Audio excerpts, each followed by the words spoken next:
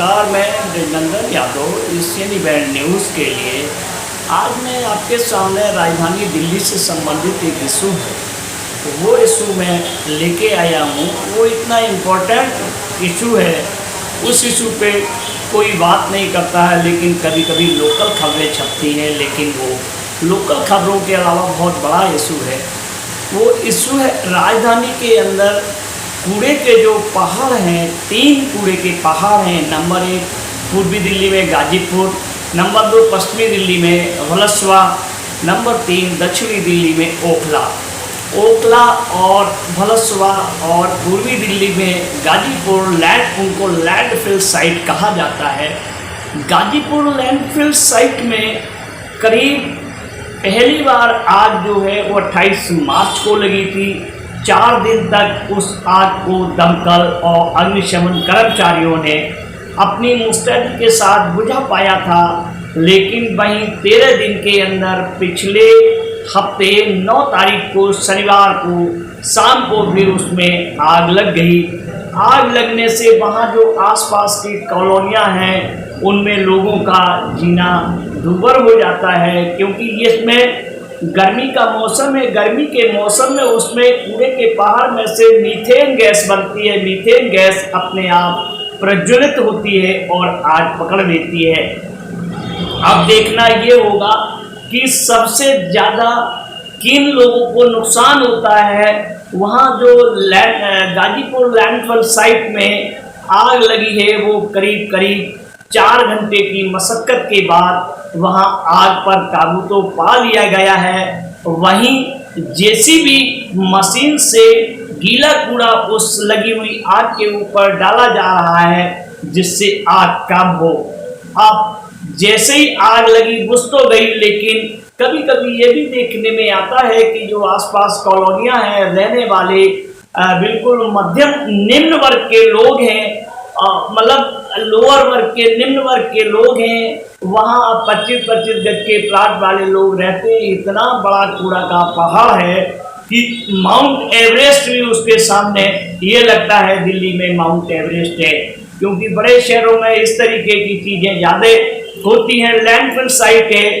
अब वहीं आग के प्रबंधन पर दिल्ली सरकार और नगर निगम के बीच जुबानी जंग शुरू हो गई है, राजनीतिक सियासत शुरू हो गई है। जबकि आम आदमी पार्टी ने ये नगर निगम में भारतीय जनता पार्टी की सरकार है, तो उस पर आरोप लगाया है नगर निगम जो है वो भाजपा और नगर निगम मिलके गाजीपुर में एक नया लैंडफिल साइट तैयार करना चाह रहे हैं।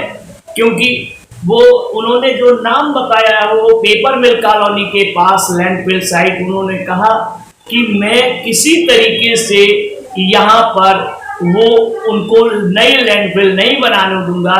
वहीं दूसरी तरफ आम आदमी पार्टी की सरकार पर हमला बोलते हुए बीजेपी ने प्रदेश के प्रवक्ता ने ये बताया कि अरे कम से कम ठीक है, किसी कारणवश हमारा काम धन की कमी के कारण काम धीरे चल रहा है, लेकिन धन की कमी तो दिल्ली सरकार ही पूरा करेगी।